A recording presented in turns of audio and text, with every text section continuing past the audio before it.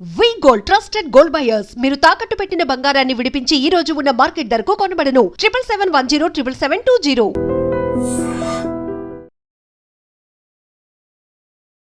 Welcome to iDream media. So జనరల్గా ఈ శీతాకాలంలో వేడిని పెంచే ఆహారాలు తీసుకోవాలి ఇలా చెప్తూ ఉంటారు.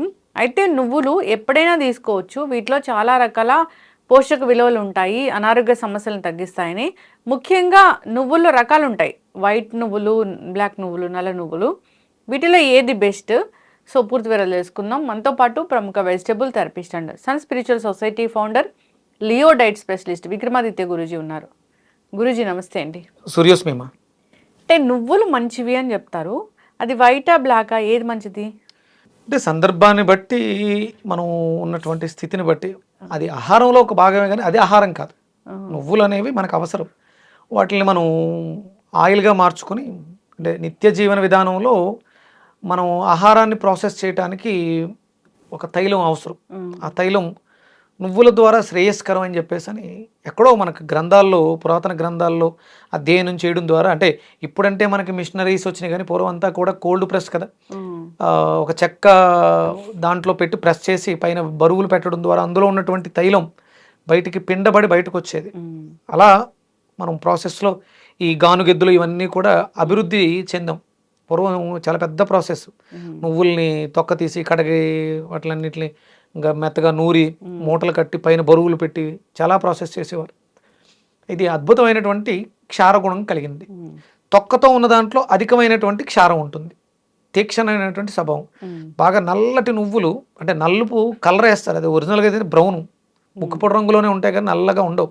నల్ల మనం దానం ఇస్తాము, అవి కలర్ కోటెడ్. అవి ఒరిజినల్గా ఏంటంటే బాగా ముదిరినటువంటి నువ్వులు, అటు నలుపు కాదు ఇటు ముక్కుపొడి రంగు బ్రౌను కాదు అన్నట్టు మధ్యస్థంలో ఉంటాయి. అవి బాగా ఉబ్బి ఉంటాయి. దాన్ని బాగా మనం చేతులేసి నలిపి వాసన చూస్తే కళ్ళలోంచి నీళ్ళు వచ్చేంత క్షారగుణం, క్షారము కారం కాదు ఘాటుగా తనాన్ని కలిగి ఉంటాయి.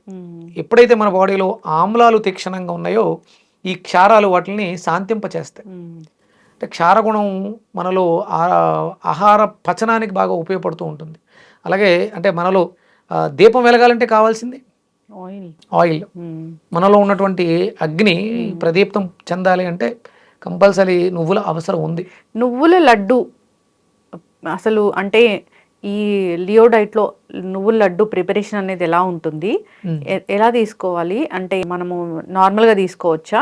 ఉపయోగాలు అంటే ఏముంటాయి? మన లియో డైట్లో నువ్వుల్ని జీర్ణశక్తిని వృద్ధి చేసుకోవడానికి వాడుతూ ఉంటాం.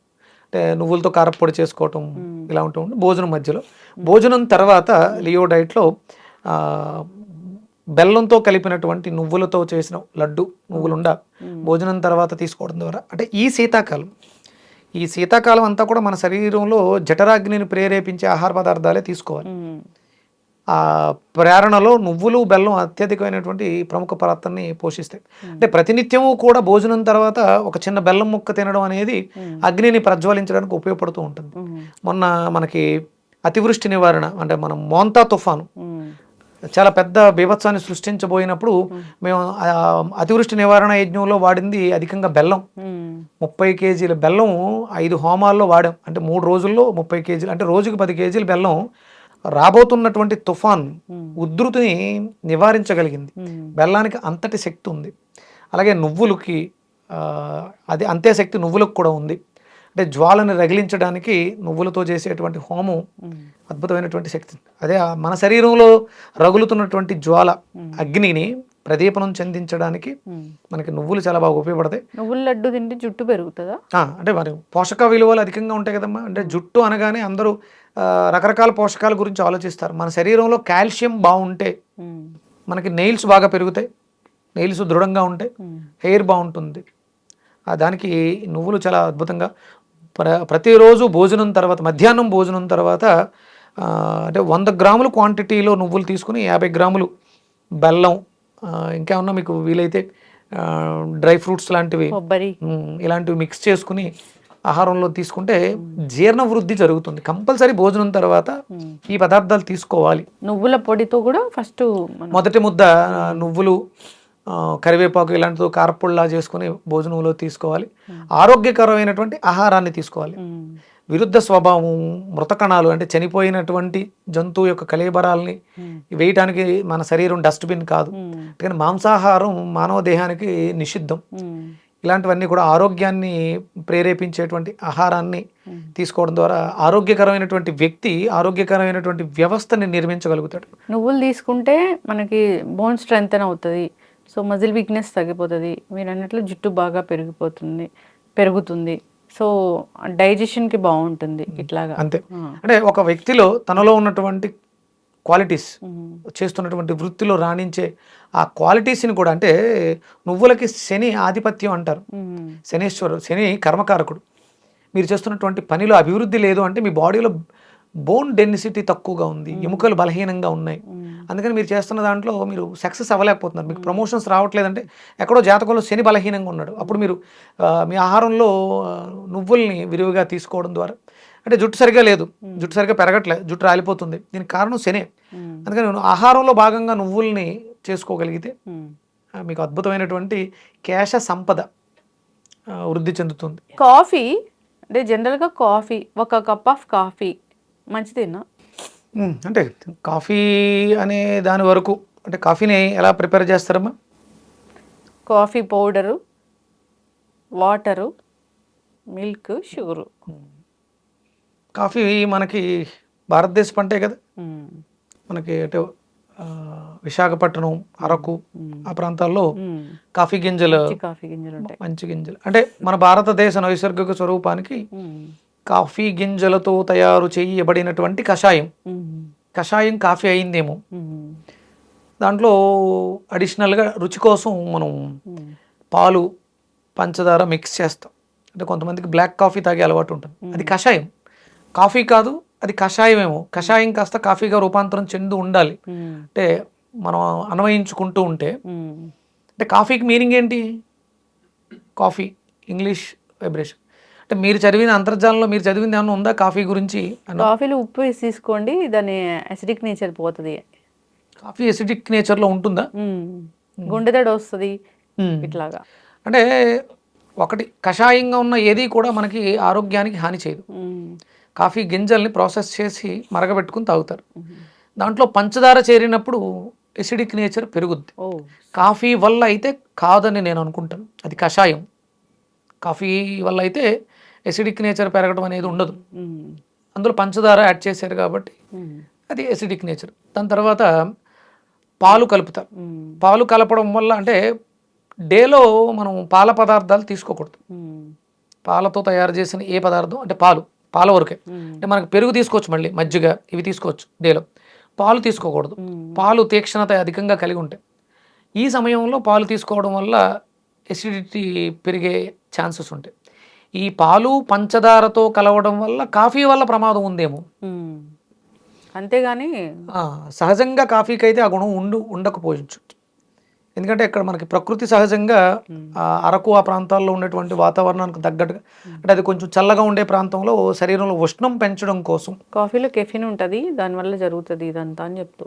అంటే కెఫిన్ అనేది ప్రమాదం అయితే అంటే ఒక రకమైనటువంటి మత్తు పదార్థం. అక్కడ ఆ ప్రాంతంలో ఉండేటువంటి ఆదివాసీలు దాన్ని ఎక్కువ పండించేది వాళ్ళు అంటే వాళ్ళ శ్రమ ఎక్కువగా ఉంటుంది, కొండ దూరంగా ఎక్కువ సంచారం చేస్తూ ఉంటారు. వీటి వల్ల అంటే వాళ్ళ ఉత్ప్రేరకంగా పనిచేస్తుంది కాఫీ.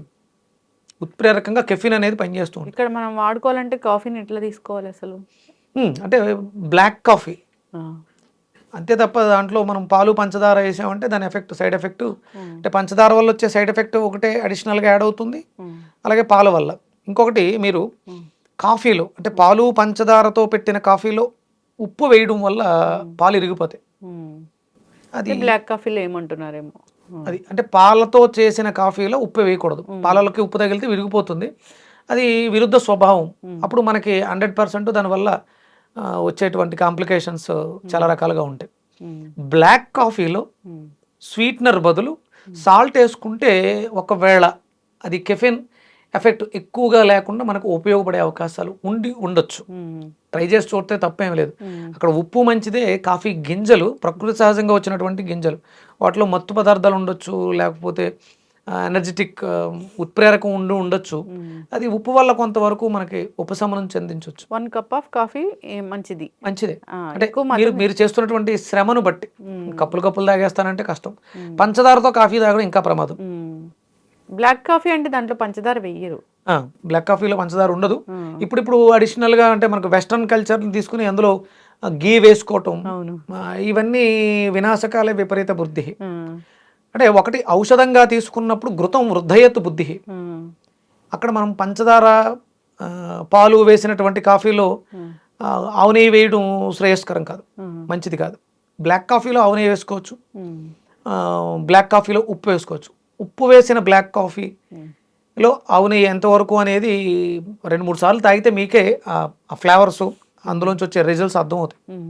ఘృతం వృద్ధయత్ బుద్ధి మంచిదే, కానీ ఇది పాలు పంచదారతో కలిసినటువంటి కాఫీ అయితే కాదు. ఇప్పుడు బీపీలు షుగర్లు ఉన్న వాళ్ళు తీసుకోకూడదు. అంటే ఫస్ట్ బీపీ అనేది ఎక్కడో మనకు ఒక శరీరంలో జరుగుతున్నటువంటి చెడిపోయిన వ్యవస్థ ఉందని చెప్పడం సిమ్టమ్. అది బీపీ అనేది దానిని డిసీజ్గా పరిగణించి దానికి ట్యాబ్లెట్లు పెట్టి సమస్యని కప్పిపెట్టేస్తున్నారు. అలాంటి వాళ్ళు తీసుకోవడం వల్ల ఏదైతే సమస్య ఉందో అది ఉధృతం అయ్యే అవకాశం ఉంది. బీపీ పెరగడం కాదు, బీపీ రావడానికి కారణమైనటువంటి ఇంకొక సమస్య ఏదో ఉంది. ఎక్కడో ట్యూమర్ ఉంది, లేకపోతే ఇంకో సంథింగ్ ఎక్కడో డ్యామేజ్ ఉంది. దాన్ని సరిచేయడానికి వెళుతున్నటువంటి రక్త ప్రవాహాన్ని నియంత్రించే ప్రయత్నం బీపీకి వేసే ట్యాబ్లెట్. సమస్యను పరిష్కరిస్తే బీపీ ప్రెజర్ ఆటోమేటిక్గా సప్రెస్ అవుతుంది. దాన్ని పరిష్కరించకుండా ట్యాబ్లెట్ పెట్టి ఇప్పుడు మీరు ఉప్పు వేసినటువంటి బ్లాక్ కాఫీ తాగినా ఆ సమస్య పెరిగే అవకాశం ఉంది. మీలో ఎసిడిక్ నేచర్ అధికంగా ఉన్నప్పుడు బ్లడ్ ప్రెషర్ ఎక్కువగా ఉంటుంది. ఇప్పుడు కాఫీ వల్ల ఆరోగ్య లాభాలు కావాలంటే బ్లాక్ కాఫీ తీసుకుని సరిపోతుంది. Black coffee, plain black coffee అంటే కాఫీ గింజలతో వచ్చింది. అది మన భారతదేశంలోనే శీతల ఉష్ణ మండలం కాకుండా శీతల మండలాల్లో పండుతుంది కాబట్టి అది ఈ శీతాకాలం చల్లగా ఉన్నప్పుడు, అంటే టీ కాఫీలు ఎప్పుడు గుర్తొస్తాయంటే వర్షాకాలం శీతాకాలం బాగా గుర్తొస్తుంటాయి. అది మన ప్రాంతాలు ఇప్పుడు మనం గ్రీన్ టీ తాగుతున్నాం, దాంట్లో ఇంకేమీ పాలు కలపట్ల. టీ పొడి పాలు పంచదార కలిపినప్పుడు అది టీ అవుతుంది, అది మనకి అనారోగ్యాన్ని ఇస్తుంది. ఒక్క తేయాకు వేసుకొని మరగబెట్టుకుని దాంట్లో తేనె, స్వచ్ఛమైన తేనె దొరికితే తేనె వేసుకోవచ్చు, లేదంటే బెల్లం వేసుకోవచ్చు, పాత బెల్లం. వాటితో అవి మనకి మంచి ప్రయోజనాలనే చేకూరుస్తాయి. మనలో ఉష్ణాన్ని, అరుగుదల శక్తిని పెంచుతాయి. ఈ పాలు పంచదార కలిపితే అవి ఇండైజెషన్ ప్రాబ్లం, గ్యాస్ట్రిక్ని ఇస్తాయి. కాఫీ కషాయము అంటే బ్లాక్ కాఫీ అది తీసుకుంటే మంచిది. దాంట్లో రకరకాలు యాడ్ చేసి తీసుకుంటే కనుక అనారోగ్య సమస్యలు తప్పవు. చక్కగా చెప్పారు గురించి. ఏదైనా క్వాంటిటీ మ్యాటర్ అవుతుంది, కొంచెం తీసుకుంటే అప్పుడు అది మనకి ఔషధం లాగా పనిచేస్తుంది. ఫాలో అవ్వాలని కోరుకున్నాం. చాలా చక్కటి ఇన్ఫర్మేషన్. ధన్యవాదాలు గురించి. Suryasmita. And for more videos, Please subscribe to iDream. Please subscribe to iDream. Please subscribe iDream. And please subscribe to iDream. For more videos, subscribe to iDream. please like, share, and subscribe to the channel. Congratulations, iDream. Subscribe to iDream. Subscribe to iDream. So subscribe to iDream Media.